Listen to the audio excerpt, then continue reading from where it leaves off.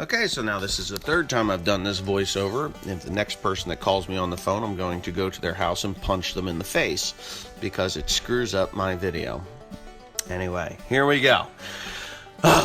Idiot blocks. Yeah, idiot blocks. This is one of the most inefficient ways of putting up hay. To me, there's no need for these to be made any longer.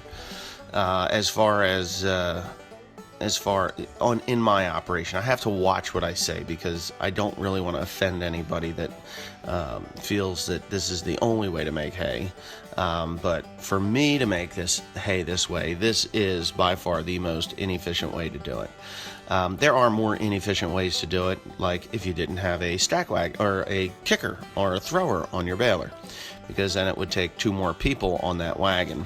And there are still people out there that do this operation that way every day, and that's fine for them. But in order to be productive in this business and actually make some money, you have to do it as efficiently as possible. I bought this baler in 2000. I was 28 years old. It was to replace an old New Holland 315 that should have been replaced the day after it was new, because that thing was the biggest piece of junk ever devised by New Holland. Anything from busted throwers to split plungers and, oh my God, you name it, it was just a nightmare. Anyway, at least we didn't have any luck with it. And even these little balers, we had a hay dog spring break, and the hay dog spring broke, and it broke another hay dog down at the bottom, which in turn took out my needles at the end of this day. It got very expensive very quick. So now not only do I need new hay dog springs, and I'm going to replace the hay dogs also, all of them, and pins. There's 5 of them up there. 3 on the bottom, 2 on the top. I also have to replace 2 needles. Now, I was fortunate enough that it did not destroy the knotters, which is usually what happens when you break needles. I've had it happen, and you usually break a knotter frame. Friend of mine, I called him up, and he called me, and I talked to him about it. He says, "Oh, it's the Tucker finger spring." So I went and I looked at the Tucker finger spring, and the Tucker finger spring is fine. I've never had a Tucker finger spring. I've had them break, but I've never had them destroy needles. But it was just the hay dogs were broke, and it put stress on both needles and destroyed it. It was in this field right here where Dad's raking. It's pretty heavy stuff. So I just need to explain a little more about these things. When we had cows and horses, well, we do have horses, but we've since converted the horses over to big bales. Put them in the barn, take them out with a loader, take them out to the hay rack, put them in the thing, the freaking horses eat them, the end of story. The cows we sold. I will be having beef cows again at some point, probably this coming spring. I would like to pick up at least a dozen and go from there, raise them up until, say, November, December, when things start getting shitty out, and then sell them, see what I can come up with that way. Because I do kind of miss animals on the farm, but I don't miss animals so much that I would want to go into raising animals full time. I do like some time off, and having animals is like a bunch of kindergartners anyway. So, but it is money, and I need money to live. So, but anyways, I'm hooking this thing up. We did about 2,000 bales, not quite 2,000 bales, with this little baler, and we stacked it up in a barn just like this. You got Teresa there, and my brother-in-law, who has, for some reason, I don't even know what the hell we were doing with that elevator. We had a problem, I guess. And I think he hurt his leg because he's rubbing his leg there. But anyways, we threw all these bales that are all stacked up in the building, and things went fairly well, I would say.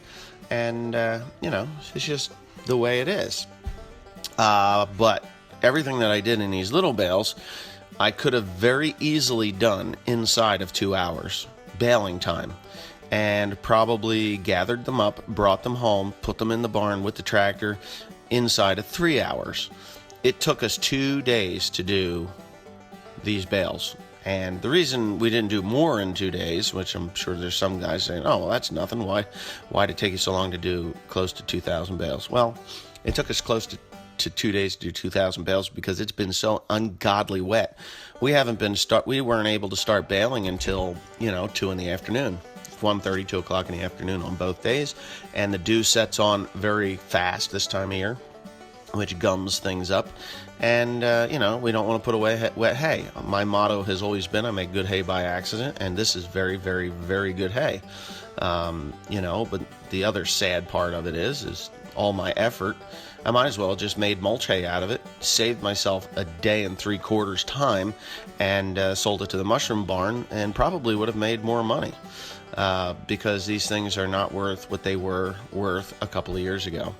So I hope you enjoyed the video. I know it was a good time with my family, and at least my sister's side anyway, because Timothy was bailing. My 2 kids, they didn't want nothing to do with it. Timothy was bailing, so he was doing his job. But Haley and Joe, they're just with their mom right now, so they don't. Joe was here yesterday, but he wasn't here for the hard labor, which he needs some hard labor.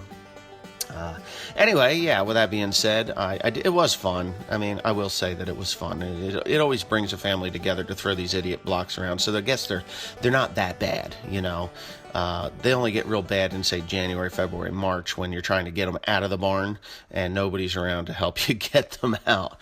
So, but if you make these things, kudos to you. If you're making money at it, you're doing something great. But for me, I just find it to be too time consuming for a 3-man operation, and that's about it. A 4-man operation. We got Carl, myself, my father, who is part-time, and my son Timothy, and Teresa, who does a wonderful job, but she doesn't do she doesn't do every day. She's not that fluent with tractors to keep it going. I can't say, hey, Teresa, go do this, this, and this. It takes me time to get her primed and going. The same thing with Joseph and Peyton and Grant. So it's tough. It's tough this year, especially with this rain. And now we got this idiot hurricane that just ground Texas up and spit them out. And that's supposed to come up through the center of the United States. And God bless them poor bastards down there. I couldn't imagine 40 inches of rain. But anyways, thanks for watching. Please comment, rate, and subscribe. And if you want to stop on by Patreon, my first video is up there, and enjoy it. Thank you again.